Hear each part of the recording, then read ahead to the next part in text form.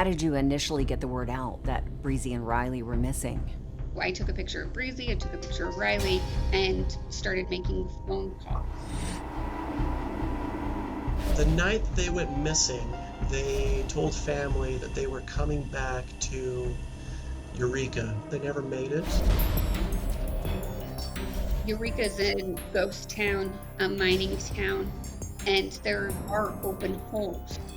We had a feeling that the kids were not above ground.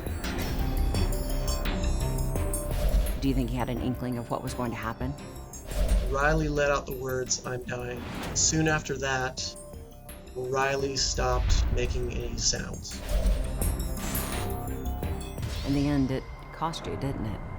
The weight of all of it, it broke me. They truly were just starting their life.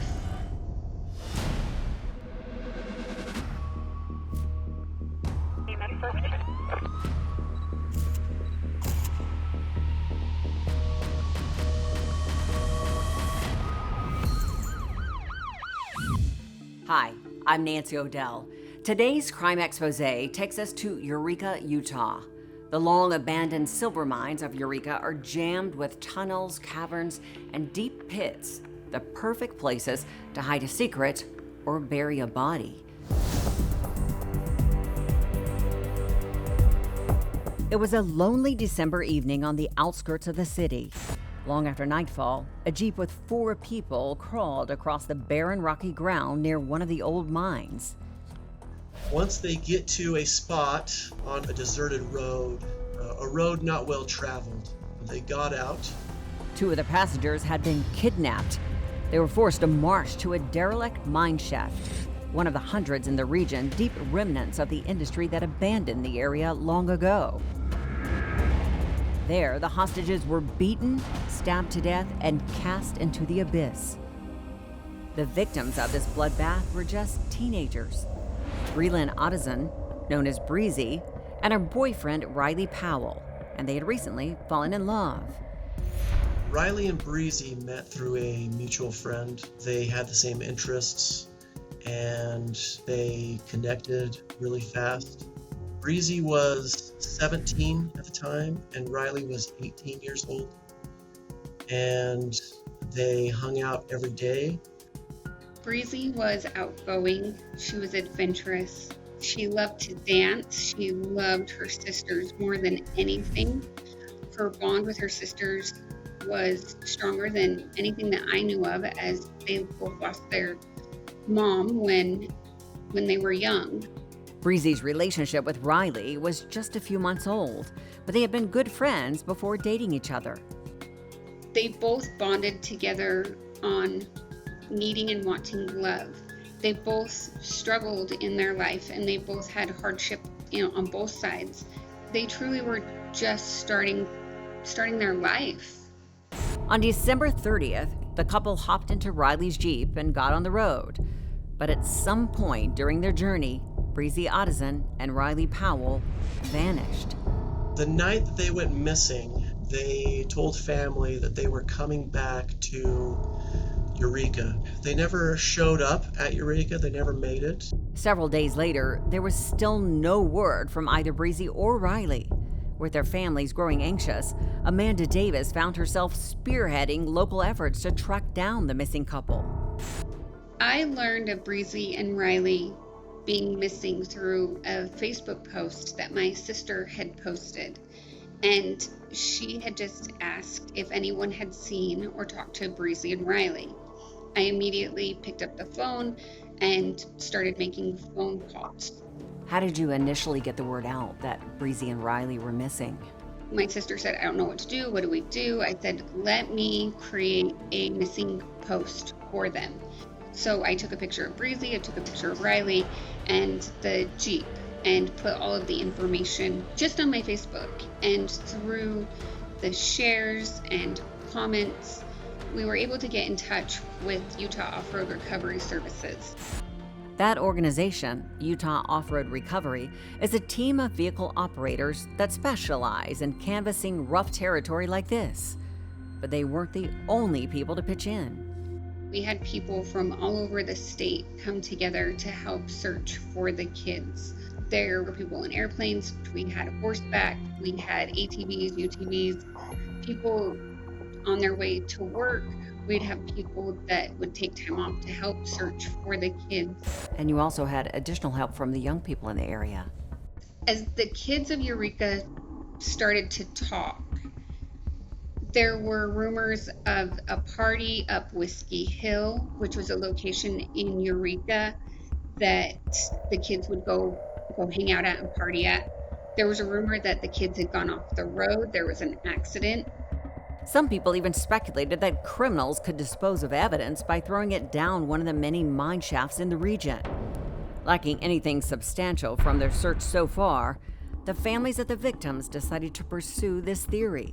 From the talk, the rumors, and the initial search, we had a feeling that the kids were not above ground. Was it possible that Breezy and Riley had left their vehicle, lost their way in the wilderness that night, and plummeted into a mine shaft? Eureka is a ghost town, a mining town, and there are open holes. Our focus went to locating open mine shafts, searching open mine shafts in the areas for the kids for the next 3 months. During that time, 40 underground pits were inspected, with everyone full of apprehension that this might be the final chapter of Breezy and Riley's lives. Riley let out the words, "I'm dying." Soon after that, Riley stopped making any sounds.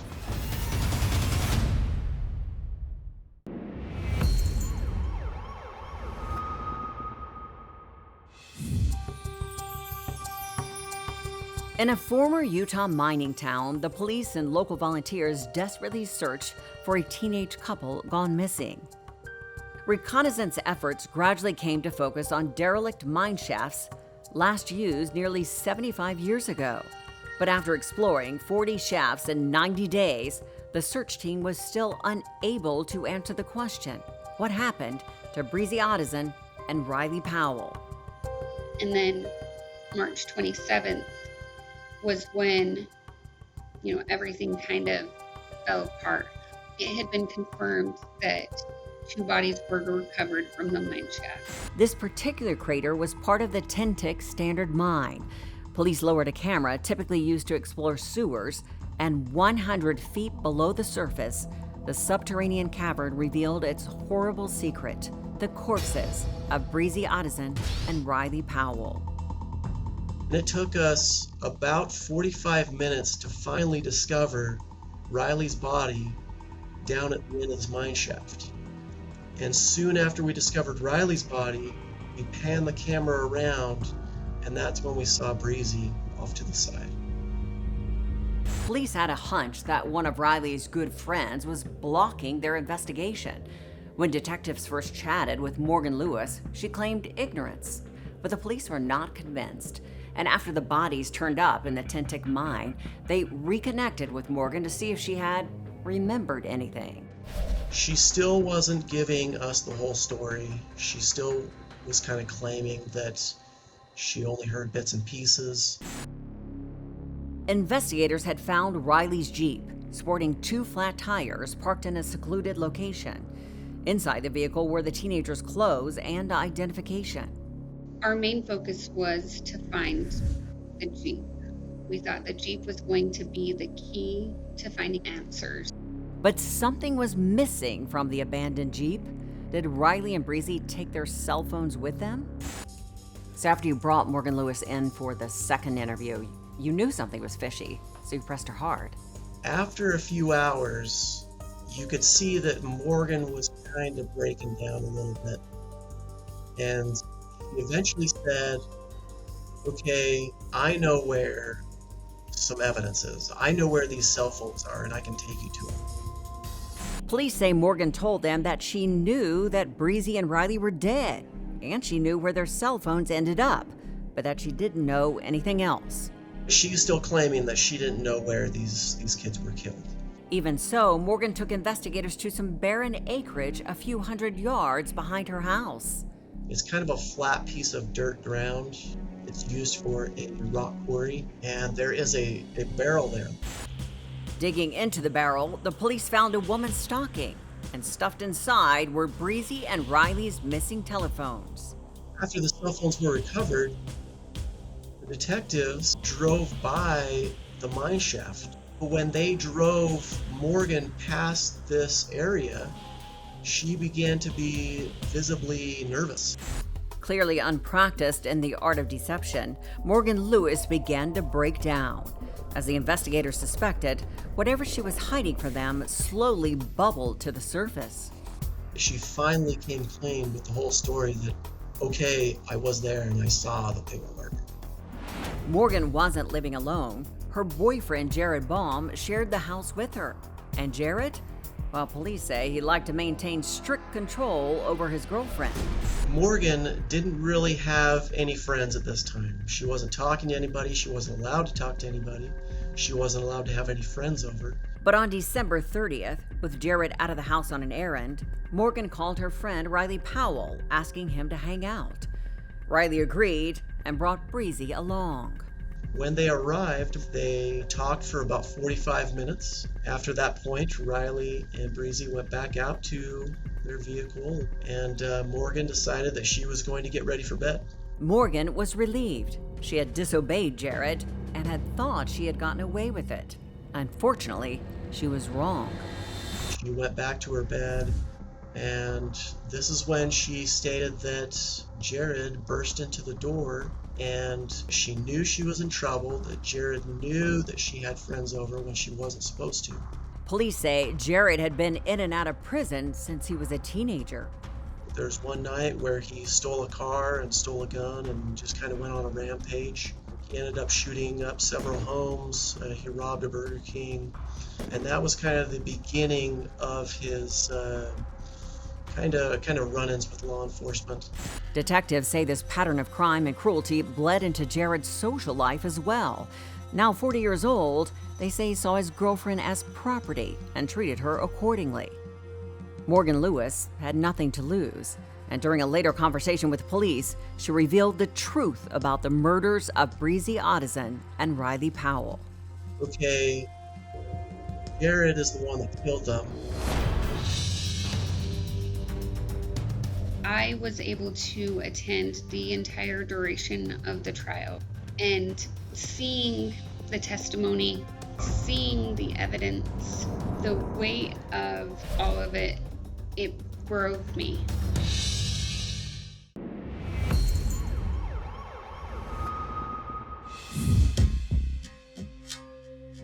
Four long years crept by, and Jared Baum was finally on trial for the murder of Breezy Otteson and Riley Powell. Step by step, minute by minute, the prosecution described the events leading to their deaths. For the victims' family, time had not been kind, and the COVID pandemic bottlenecked the progress of the trial even more. That was the longest and most difficult 4 years. The stress and the burden that all of our family carried in seeking justice was heavy. In the courtroom, the jury learned about what makes Jared Baum tick and about his unspeakable behavior during that night at the mine shaft. They learned Jared came home and saw that Morgan had invited friends over, and this was against his standing orders that forbade Morgan from contact with the outside world. He instructed her at this point to grab some clothes and to come on, and she grabbed a coat, walked outside, and she saw Riley and Breezy tied up in the back of Riley's Jeep. Police say Jared hopped in the driver's seat, drove Morgan and the two kidnap victims to a remote area, and pulled over. At this point, he untied their feet and took the tape off their mouths. He allowed them to have a cigarette. So you think Riley knew that Jared was unstable? Do you think he had an inkling of what was going to happen? Riley, at this point, he kind of knew things were coming to an end. and he asked if he could give Breezy a kiss. And Breezy, fearing that this was the end, said no because she didn't want it to be over. Prosecutors described how Jared started to beat up Riley, calling him names, insulting him to his face, and that Jared then pulled out a knife and stabbed Riley over and over. At some point during the assault, Riley let out the words, "I'm dying." And soon after that, Riley stopped making any sounds.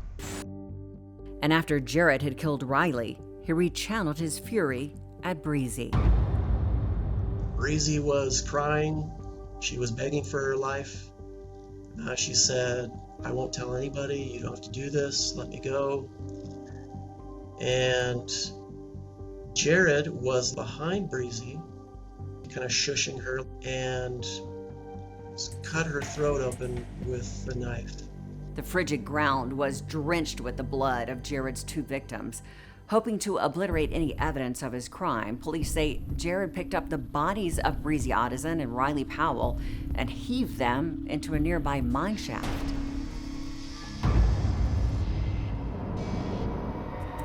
I was appointed to be the victim's representative for Breezy, and I was able to attend the entire duration of the trial from start to finish. Did you eventually become the family spokesperson and liaison for the police and press? There needed to be a strong person to be able to collect all the information, and unfortunately Breezy's sisters were truly grieving, and they were still so young at this time, and my other sister, she just wasn't in a place to be able to do that. So for one person, that's quite a lot of stress to shoulder. In the end, it cost you, didn't it? I carried that weight in protecting my family, protecting Bill's family, and going into trial and seeing the testimony, seeing the evidence, facing Morgan, facing Jared, the weight of all of it, it broke me after trial. When everything had been said and the jury had rendered its verdict, Amanda Davis took some time for herself, while Jared Baum reported to prison. His sentence, life without the possibility of parole.